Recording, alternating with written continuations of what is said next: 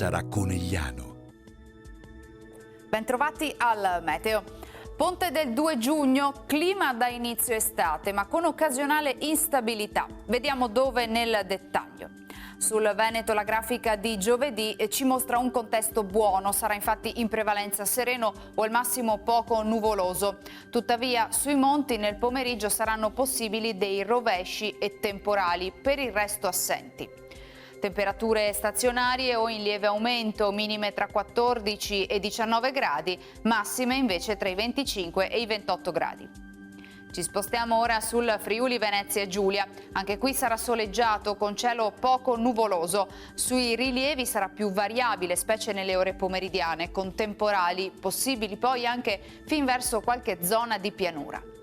Temperature minime tra 15 e 17 gradi, massime sui 26-28 gradi.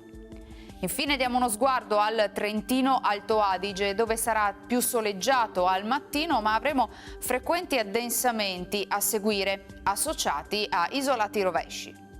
Temperature minime intorno ai 14-15 gradi, massime sui 25-28 gradi all'incirca. Dal meteo di Antenna 3 per ora è tutto. Arrivederci.